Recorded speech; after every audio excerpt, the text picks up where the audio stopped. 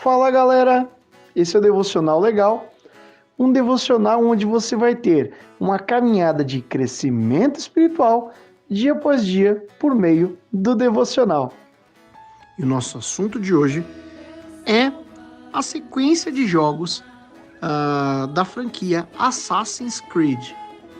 Nosso texto bíblico de hoje está no livro de 2 Crônicas, capítulo 28, verso 26, que diz: os demais acontecimentos do seu reinado e todos os seus atos, do início ao fim, estão escritos nos registros históricos dos reis de Judá e de Israel. Assassin's Creed foi lançado em 2007 pela empresa Ubisoft, dando origem a uma franquia de sucesso com 12 jogos principais até o ano de 2020 e 11 histórias secundárias. A trama acompanha a trajetória de dois grupos que trabalham há séculos nas sombras e estão por trás dos grandes eventos históricos que transformaram a humanidade. Assassinos e templários, que têm objetivos semelhantes com meios distintos para alcançá-los. Enquanto os assassinos querem a paz mundial por meio do livre-arbítrio, os templários querem a mesma coisa, mas abusando do controle e do domínio. Essa sequência de títulos de jogos pode ser considerada como um grande romance histórico, pois contém uma história fictícia recheada de figuras históricas reais, usando os grandes acontecimentos históricos como pano de fundo. Como essa franquia pode vivenciar a Terceira Cruzada em 1191, acompanhar as mudanças que a Renascença trouxe para as cidades italianas, participar das batalhas da Guerra Civil Americana, interagir com o comércio mercantil nas ilhas do Caribe durante o declínio dos piratas naquela região, a Revolução Francesa e também a Revolução Industrial, o governo dos Ptolomeus no Egito, a Guerra do Peloponeso na Grécia. Dá pra gente esperar basicamente qualquer coisa da franquia Assassin's Creed, porque eles podem abordar qualquer momento histórico. E assim, eu gostaria muito de ver um Assassin's Creed totalmente focado nas campanhas vikings, de conquista, o período viking, por exemplo, ou até, por que não, né, deixa eu sonhar, um Assassin's Creed sobre a história do descobrimento do Brasil. Não seria, no mínimo, incrível? Como cristãos, a nossa relação com a história deve ser mais estreita. Às vezes a gente percebe que muitos não dão a devida importância para a nossa história como cristãos. Quando a gente conversa com protestantes sobre a história da igreja, alguns consideram que a gente tem o livro de Atos, né, que conta a história da igreja primitiva, e então veio Martinho Lutero em 1517, iniciando a reforma protestante, ao fixar as 95 teses, né, em Wittenberg. E aí as pessoas se esquecem que entre o livro de Atos e Martinho Lutero, gente, fala sério, são 1.400 anos, um pouco mais do que isso, um pouco mais de 1.400 anos de história. Então, né, a gente tem toda uma riqueza da história do cristianismo que existe nesse intervalo. Nesse período de 1.400 anos que muitos cristãos não estudam, seja por preguiça, seja por desconhecimento, ou seja por preconceito, né? Existem histórias de cristãos que se levantaram contra heresias durante a formação da doutrina cristã e estabeleceram os critérios para formar o cânon do Novo Testamento, por exemplo. Eles guardaram a literatura clássica nos mosteiros, copiavam a Bíblia letra por letra para que o texto permanecesse como deve ser. Cristãos que se levantaram contra os desvios da igreja e priorizaram o órfão, a viúva, os pobres, criando novas formas de pregar o evangelho para os povos com as suas diferenças culturais. Ah, mas aí você vai dizer que ao mesmo tempo nem tudo foram flores ao longo dos últimos séculos e muitos erros foram cometidos. Bom, não é sábio ignorar os equívocos do passado. Nós precisamos conhecê-los e conhecê-los muito bem para que não venhamos a repeti-los no nosso tempo. Uma rápida análise em algumas práticas recorrentes hoje, ou ainda em alguns discursos disseminados nas redes sociais, mostra que não temos prestado atenção ao passado da igreja cristã, assim como deveríamos. Porque erros que foram cometidos no passado voltam a surgir nos dias de hoje também. As heresias são cíclicas e têm origem na má interpretação da doutrina bíblica. De tempos em tempos elas retornam com uma nova roupagem adequada ao presente. Um exemplo disso é o maniqueísmo. Surgiu no século III, a partir do pensamento sincrético de um homem chamado Manês ou Maniqueu. Esse pensamento usava elementos de todas as religiões existentes, como o budismo, o hinduísmo, o judaísmo, o cristianismo, para construir uma ideia de que o mundo é dualista. Nessa construção distorcida, o universo é o fruto da fusão entre dois elementos primordiais, o reino da luz e o reino das trevas.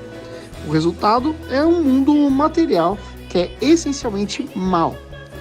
Na Idade Média, ecos dessa heresia podem ser ouvidos através das doutrinas dos cátaros e albigenses. Nos dias atuais, se prestarmos atenção, ainda é possível encontrar resquício desse pensamento, que exalta Satanás com o objetivo de causar medo nas pessoas. Ao invés disso, devemos nutrir o verdadeiro temor, não no sentido de medo, mas de profundo respeito pelo Espírito e pelo Senhor dos Exércitos, o Deus Criador do Universo, que também criou o próprio Lúcifer em pessoa. Dessa forma, Satanás é também uma criatura, não podendo ser de maneira nenhuma equiparada a Deus. O nosso inimigo não pode ser menosprezado, mas não podemos atribuir a ele poder que não pertença, primeiramente, claro, a Deus, assim como está escrito em Romanos 16:20. Em breve, o Deus da paz esmagará Satanás debaixo dos pés de vocês. A graça de nosso Senhor Jesus seja sempre com vocês. E pois é, gente, você vai dizer, sinceramente, que você não assistiu recentemente alguma série que apresenta Satanás, série ou filme ou desenho, enfim, depende daquilo que você gosta de assistir, mas que apresenta Satanás como se fosse um todo ser poderoso que é capaz de enfrentar Deus de igual para igual e que é muito forte, barará, barará, barará. Pois é, gente, isso é resquício do maniqueísmo. Olha só que loucura, um negócio que surgiu no século III, foi repaginado para os desenhos, para os seriados e para os filmes, e que as pessoas estão comprando como se fosse verdade bíblica hoje em dia. Por isso que a gente tem que sim conhecer a história do cristianismo para não cair nesses erros e nessas heresias que, vamos combinar, já deviam ter ficado no passado há muito tempo. Voltando para o nosso assunto principal, que é a importância da história, nós percebemos que a história de Israel, por exemplo, sempre foi uma grande preocupação dos cronistas. Uma expressão que se repete 45 vezes nos livros de Reis e Crônicas é a seguinte: os demais acontecimentos do reinado do... E aí aparece o nome do rei, né? Estão escritos nos registros históricos dos reis de Judá ou Israel. O que é muito interessante, fascinante até, é que os registros foram feitos tanto para os bons reis, que serviram de exemplo para aqueles que vieram depois, quanto também para os reis maus.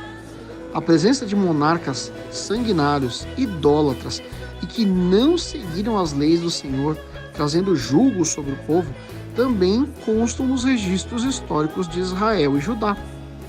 Eu sei que esse devocional é sobre Assassin's Creed, mas como vocês sabem, eu sou um fã gigante de Star Wars.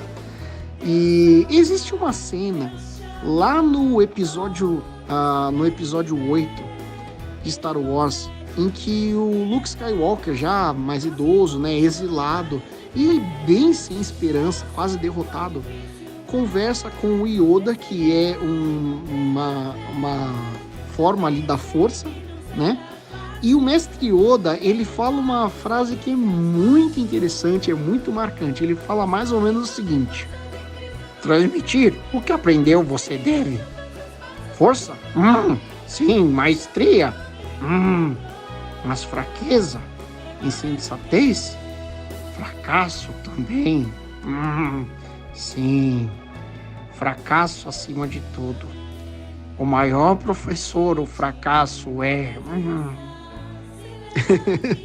Depois dessa imitação péssima de mestre Yoda, eu queria dizer para vocês que estão nos ouvindo que a história tem que ser estudada para que a gente possa aprender com os lados positivos e repetir as ações que foram bem feitas para aqueles que vieram antes de nós, mas a gente também tem que estudar o lado negativo dela, para aprender com os fracassos do passado e não repetir novamente o que eles fizeram. A história tem valor. Os livros dos registros dos reis em crônicas, eles mostram isso, eles provam que existe valor na história construída da humanidade e do cristianismo. Por isso, seja um bom cristão, vá a fundo na história do cristianismo e aprenda mais sobre aquilo que é bom para repetir e aquilo que não é, para não repetir nem por engano. Um desafio para você. Muita gente é muito boa em lembrar as coisas boas que fez, não é verdade? Todo mundo gosta de se gabar das suas conquistas, mas e os nossos fracassos? Pois é, nosso desafio é uma coisa um pouco polêmica, por isso você não sentir a vontade, não se sinta pressionado. Mas se você quiser, compartilhe aqui com a gente nos comentários alguns fracassos que você cometeu ao longo da sua caminhada e coloca o que você aprendeu com eles. Porque, claro, toda vez que a gente fracassa, a gente tem que tirar uma lição, não é verdade? Então compartilha conosco. Quem sabe aquilo que você compartilhar não vai ajudar uma outra pessoa a evitar o mesmo erro. Eu espero que você tenha gostado desse devocional de hoje. A gente fica por aqui. Um grande abraço e fica com Deus.